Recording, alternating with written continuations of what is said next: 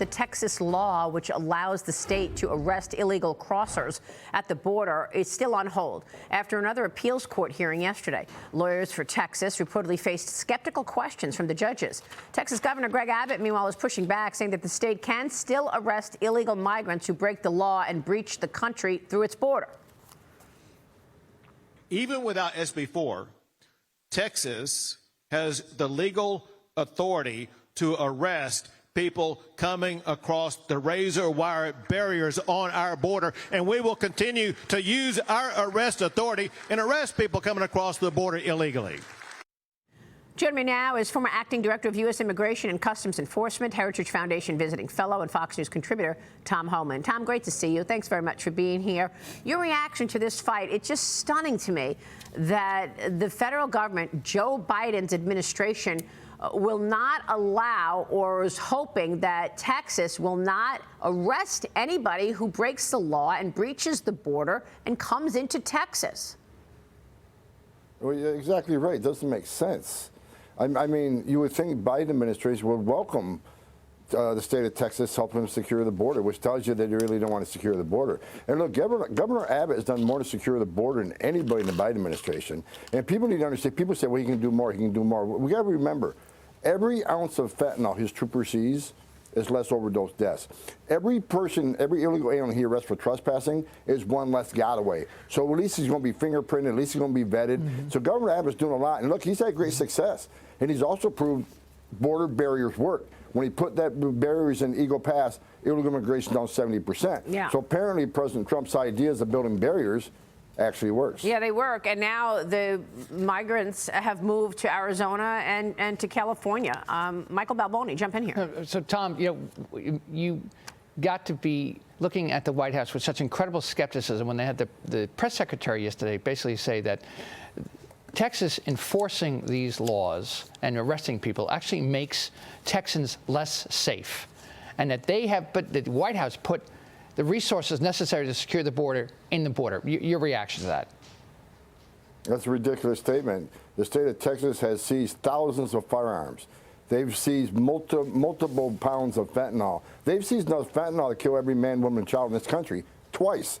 So Governor Abbott, again, doing a great job. I tell you what's going to happen when this case comes to an end. I think Governor Abbott will be allowed to continue arresting people. But mark my word, what the administration is going to do is they're going to have ICE drop a detainer, issue a detainer on everybody Governor Abbott puts in a county jail for trespass, so that way they get turned over to ICE when they're done with 120 days.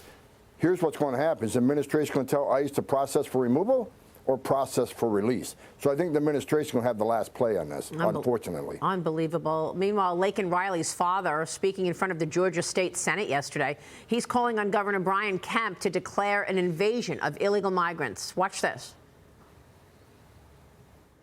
I stand before you a heartbroken man. Part of my purpose has been taken. God gave me a beautiful daughter to father, protect, provide for, and nurture. A man with an evil heart stole her life. He was in this country and in this state illegally.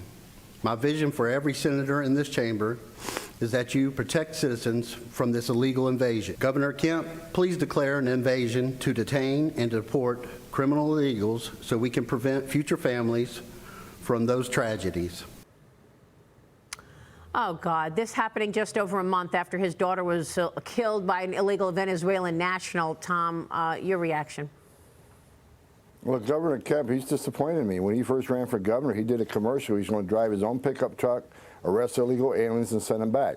But under his leadership in the state of Georgia, we've had sanctuary cities explode across the state. So he needs to do more. He certainly has the authority to do some more, declare an invasion, outlaw sanctuary cities like the state of Texas has done. He can do more and keep his promise to the voters of Georgia. And look, that's going to keep Georgia safer. Sanctuary cities are sanctuaries for criminals, period. That means ICE can't walk into a jail where they already arrested somebody and locked them in a jail cell for a reason, obviously because they're a flight risk or a public safety threat. Give ICE access to that jail so they can talk to the bad guy. That's what ICE wants. It's so upsetting when you think about what happened to Laken Riley. I mean, it's just incredible, the illegals and the migrant crime that we're all faced with. Florida Governor Ron DeSantis is now warning that if the illegal Haitian migrants enter Florida, the Florida Keys, their next stop may be Martha's Vineyard. He says that the state's transport program will be operational as it braces for a possible surge of Haitian nationals. They're fleeing the gang violence, Tom, and of course, they want to go to Florida now. Well, look, they don't have to go to Florida. When I was ICE director, we expanded our facility on Guantanamo Island. There is an ICE facility with plenty of beds, detention space, right on Gitmo, on the western side. So we could house a lot of people there and let them have their hearings there. There's no reason to allow them to get all the way to the United States. We can hold them there rather than setting foot in the United States. Because once they step foot in the United States, it's nearly impossible to get rid of them. Let me say one more thing about Laken Riley. God bless her family.